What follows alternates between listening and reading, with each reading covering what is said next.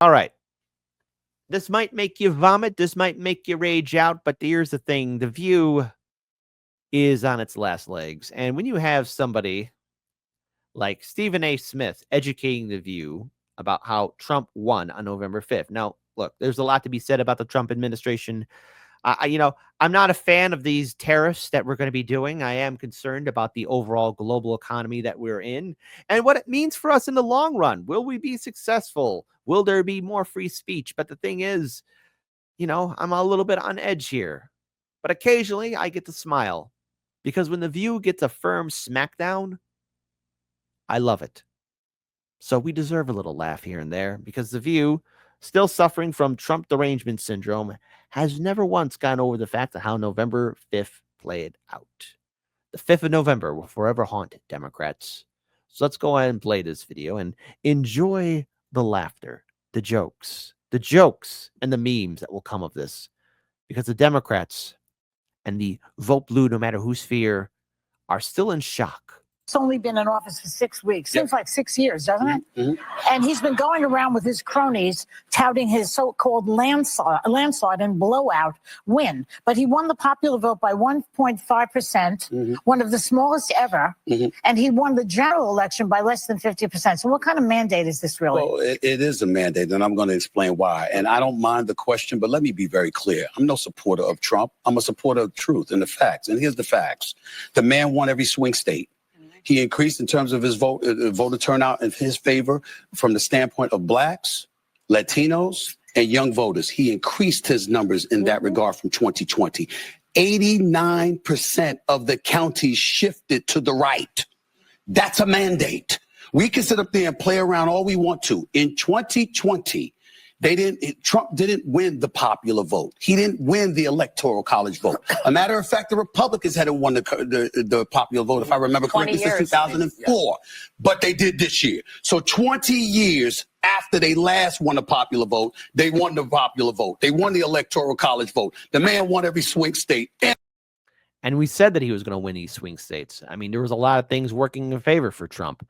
These ridiculous and frivolous lawsuits in which he was fighting against. The fact that Donald Trump survived not one but two assassination attempts. And then, of course, you had Joe Biden stuttering and stammering and looking like an old clown. And Kamala Harris was not a all-time super performer. She was nothing more than an epic disaster. The Democrats didn't have a plan. They couldn't fight for their policies. They really couldn't fight for anything because the Democrats stood for nothing.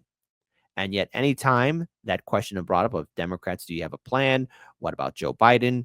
And not to mention the primary itself. Let's address the Democrat primary. The Democrat primary was rigged in favor for Joe Biden from the very beginning and in turn for Kamala Harris. There was no true open challenge. And when RFK Jr., when you had Marianne Williamson, Dean Phillips, and yes, even Fat Tony himself, Cenk Uygur, all of them running in the Democratic primary, they were either pushed off, kicked away, the rules were changed because they all wanted to be in for Biden. All for Biden. And then when Biden failed miserably in his first debate against Donald Trump, you had Kamala Harris. And let's talk about Kamala Harris. What were her policies? It took them 45 days, give or take, to actually put them on her campaign website. Now, Trump had policies on his campaign website, as did all of his challengers in the Republican primary. The Green Party, Jill Stein, had policies and issues she was running on her campaign website. As soon as it came up, hey, those are her policies and issues. Cornel West did. RFK Jr. did when he was running as an independent, and yes, even as a Democrat. Even the Democrat challengers like Marianne Williamson and Dean Phillips had that. But you know who didn't when her campaign website became available was Kamala Harris. So nobody knew what she was running on. Nobody really knew. It took them a couple of days, longer than normal. I mean, day one, right off the bat, that is something that you should have your campaign website. But no, they did have the merch store. The merch store, which is always great. Have the merch, buy the merch, consume the merch. The popular vote. He didn't win the electoral college vote. A matter of fact, the Republicans hadn't won the popular vote, if I remember correctly, since 2004. But they did this year. So 20 years after after they last won a popular vote, they won the popular vote. They won the electoral college vote. The man won every swing state. And on top of it, 89% of the counties shifted against. I don't understand how people can look at that and say, there's no mandate. There's a mandate. Well, it's a different definition of a mandate, I guess. But the problem is that if you're the Democratic Party and you lost 49.8% to 48.3%, and you're looking at that 1.5% dip, that's an excuse for you to say, what we did really wasn't that bad. Some people didn't we show should up. continue to do that. Do you think No, that those- don't continue to do it. do you Find a think new that- strategy.